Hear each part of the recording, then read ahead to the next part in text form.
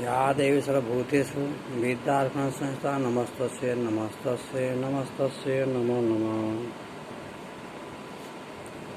मैं डॉक्टर चंद्रशेखर तिवारी, जूथा लाल संस्कृत महाविद्यालय मझौलिया, पश्चिम चंपारण।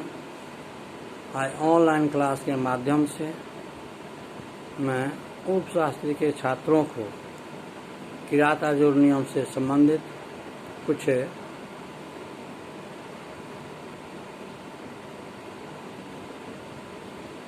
आवश्यक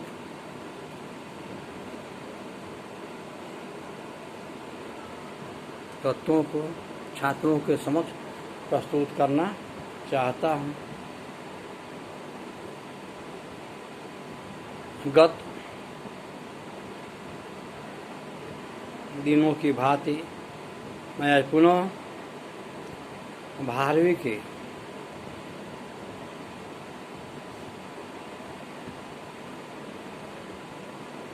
जो विशेषता है कि 12वें अर्थ गौरव। 12वें अर्थ गौरव का अभिप्राय यह है कि 12वीं के काव्यों में अर्थ की गंभीरता, अर्थात 12वीं ने अपने काव्यों में अल्प शब्दों के द्वारा विस्तृत अर्थ की उपलब्धि प्रस्तुति की है। हम जानते हैं कि 12वीं ने अपने काव्यों में गागर में सागर भरने का प्रयत्न किया है। इसीलिए 12वीं के काव्यों को नारिकेल फल की संज्ञा दी गई है। 12वीं के काव्यों को आत्मपत्र 12वीं कहा गया है और 12वें अर्थ गौरव इनकी काव्यों की मुख्यतः विशेषताएं हैं। अर्थात कहने का अभिप्राय है कि 12वीं के एकल महाकाव्य किरातार्जुनीयम में अर्थ की गंभीरता है, क्योंकि वे कम शब्दों के द्वारा व्यापक अर्थ की उत्पत्ति करते हैं, व्यक्त करते हैं। जैसा कि हम जानते हैं कि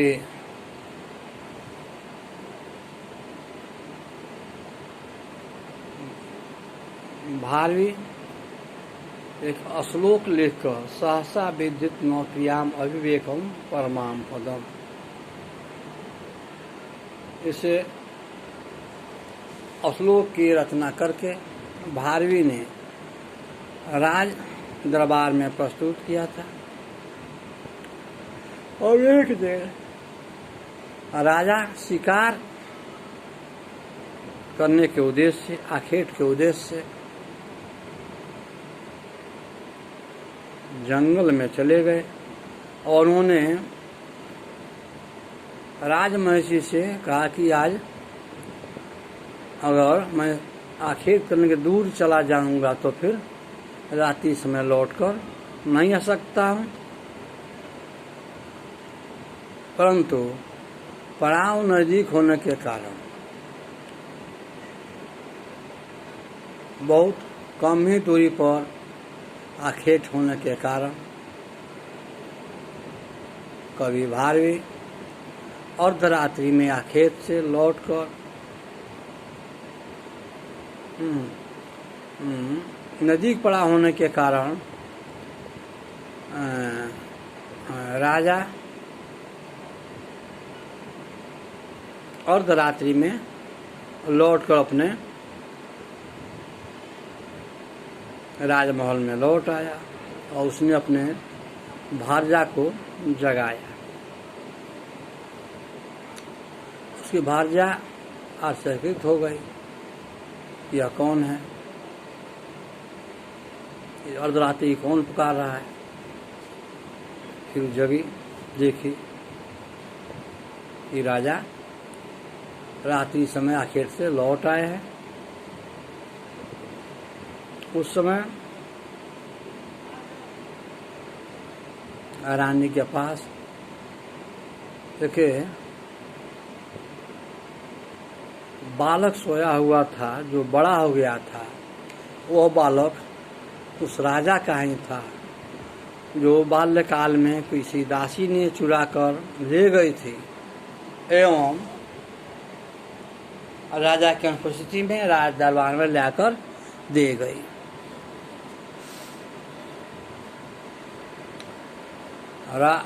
राजा पर पुरुष की आशंका से अत्यंत क्रोधित और कोपित हो उठा।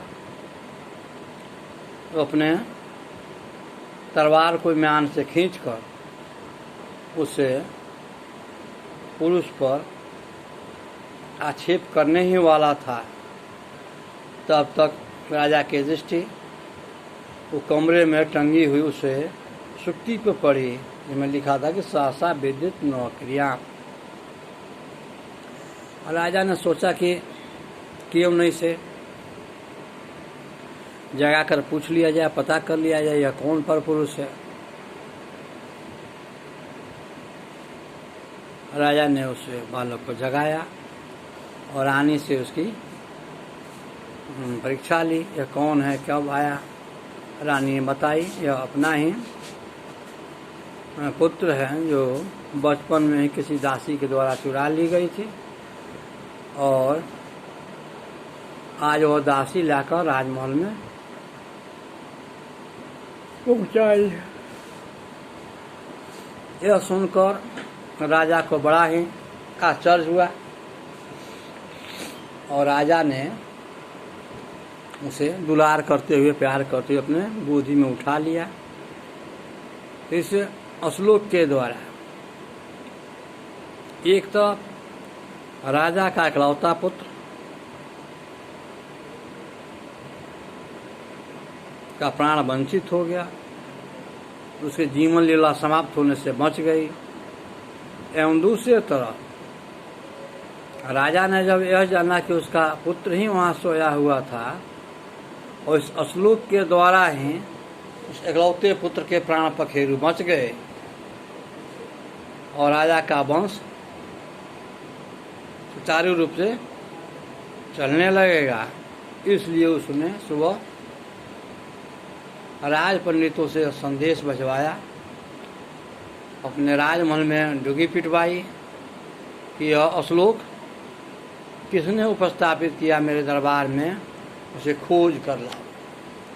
फिर घुड़सवारों ने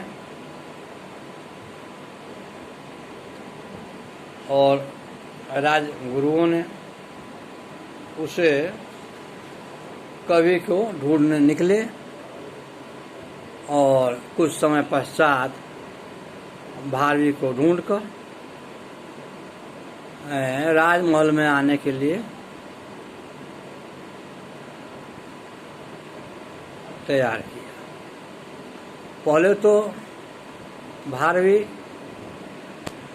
घटना की वजह से भयभीत हो गए, परंतु विद्वानों के राजगुरुओं के कहने पर वे राजसभा में उपस्थित हुए और उपस्थित होने पर राजा ने उन्हें समुचित दान दिया, पूर्ण सम्मान दिया, काफी स्वर्ण मुद्राएं और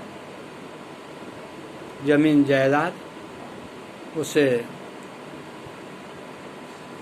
ब्राह्मण को उपलब्ध कराया गया। और ब्राह्मण भी मन ही मन अत्यधिक प्रसन्न हुआ और प्रसन्न होकर अपने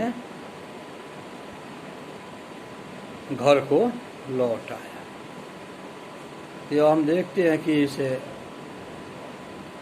किरातार्जुनीय महाकाव्य में महाकवि भारवी ने जो अपने प्रखर लेखनी के द्वारा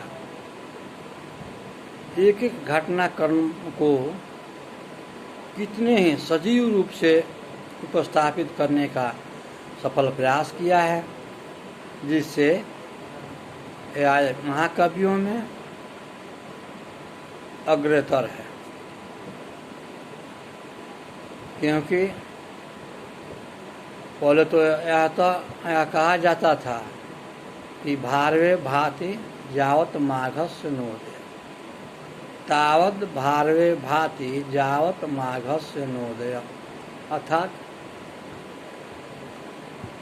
भारवे तभी तक प्रतिष्ठा प्राप्त करते थे साहित्य में, भारवी की प्रतिष्ठा तभी तक बनी हुई थी, भारवी का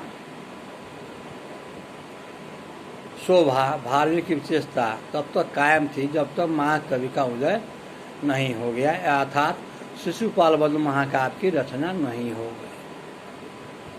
अर्थात महाकवि के उदय होने के पश्चात भारवी की ख्याति में, विशेषताओं में कुछ कमी महसूस होने लगी, क्योंकि महाकवि भारवी अर्थ गौरव के लिए ही प्रसिद्ध थे एवं महाकवि उपमा, अर्थ गंभीर और पद लालित तीनों के लिए प्रसिद्ध थे, क्योंकि कहा गया कि माघे संति त्रयो, अर्थात माघ में तीनों प्रकार के गुण पर्याप्त रूप से पाए जाते हैं। अर्थात महाकवि के उदय होने पर, महाकवि के शिशुपाल वध महाकाव्य की रचना होने के पश्चात भारवी की प्रतिष्ठा कुछ धूमिल होने लगी कि भारवी एक कला में निपुण थे और माघ तीनों कलाओं में निपुण थे। फिर भी किरातार्जुनीयम महाकाव्य के अध्ययनों पश्चात यह सिद्ध हो जाता है कि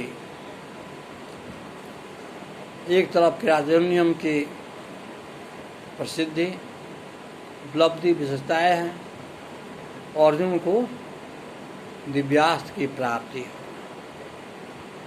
क्योंकि किरातार्जुनीयम की जो मुख्य उपलब्धि है वो अर्जुन को दिव्यास्त्र की प्राप्ति है। और दूसरी तरफ यह देखा जाता है कि महाकवि भारवी ने उस समय सोए हुए राजाओं को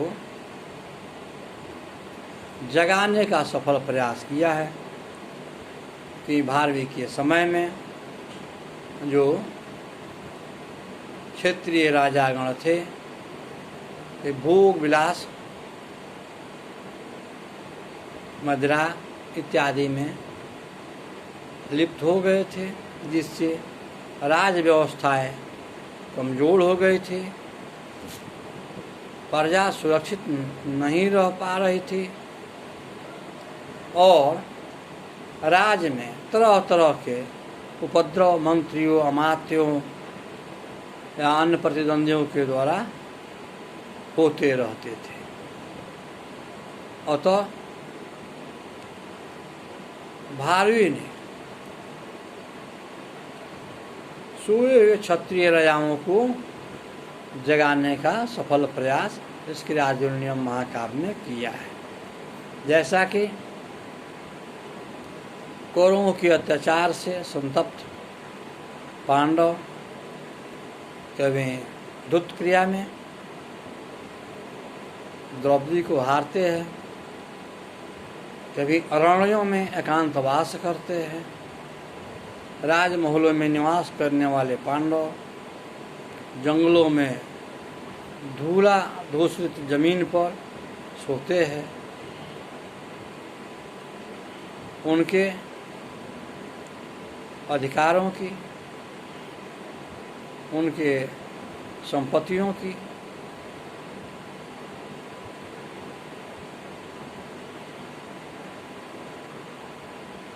अवैध ढंग से कौरवों के द्वारा अपना लिया गया था। अर्थात इस महाकाव्य के द्वारा युधिष्ठिर ने दुर्योधन की राज व्यवस्था जानने के लिए वनेचर को भेजा और वनेचर ने जाकर दुर्योधन की राज व्यवस्था की प्रशंसा करना आरंभ किया। इसे सुनकर द्रौपदी उद्विग्न हो उठी, क्रोधित हो उठती है।